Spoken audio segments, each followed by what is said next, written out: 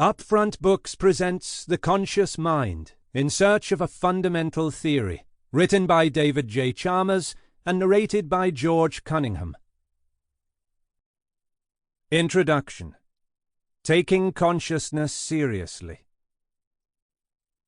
Consciousness is the biggest mystery. It may be the largest outstanding obstacle in our quest for a scientific understanding of the universe. The science of physics is not yet complete, but it is well understood.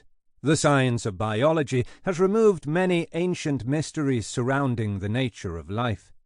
There are gaps in our understanding of these fields, but they do not seem intractable. We have a sense of what a solution to these problems might look like. We just need to get the details right. Even in the science of the mind, much progress has been made. Recent work in cognitive science and neuroscience is leading us to a better understanding of human behavior and of the processes that drive it. We do not have many detailed theories of cognition, to be sure, but the details cannot be too far off. Consciousness, however, is as perplexing as it ever was. It still seems utterly mysterious that the causation of behavior should be accompanied by a subjective inner life. We have good reason to believe that consciousness arises from physical systems such as brains, but we have little idea how it arises or why it exists at all. How could a physical system such as a brain also be an experiencer?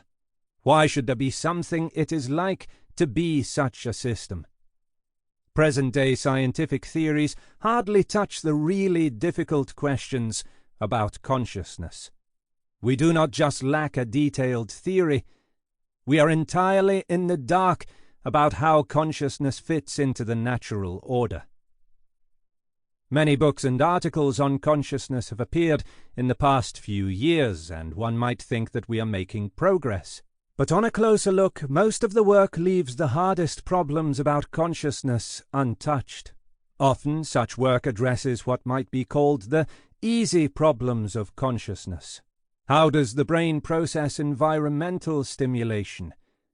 How does it integrate information? How do we produce reports on internal states? These are important questions, but to answer them is not to solve the hard problem. Why is all this processing accompanied by an experienced inner life? Sometimes this question is ignored entirely. Sometimes it is put off until another day. And sometimes it is simply declared answered. But in each case, one is left with the feeling that the central problem remains as puzzling as ever. This puzzlement is not a cause for despair.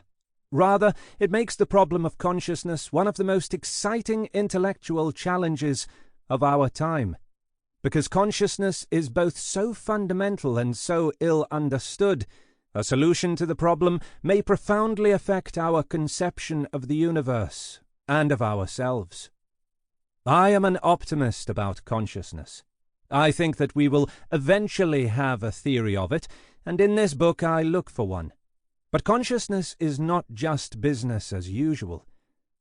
If we are to make progress, the first thing we must do is face up to the things that make the problem so difficult. Then we can move forward toward a theory without blinkers and with a good idea of the task at hand.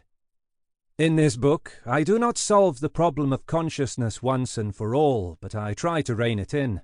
I try to get clear about what the problems are. I argue that the standard methods of neuroscience and cognitive science do not work in addressing them, and then I try to move forward. In developing my account of consciousness, I have tried to obey a number of constraints. The first and most important is to take consciousness seriously. The easiest way to develop a theory of consciousness is to deny its existence or to redefine the phenomenon in need of explanation as something it is not. This usually leads to an elegant theory, but the problem does not go away. Throughout this book, I have assumed that consciousness exists, and that to redefine the problem as that of explaining how certain cognitive or behavioral functions are performed is unacceptable. This is what I mean by taking consciousness seriously. Some say that Sample complete. Ready to continue?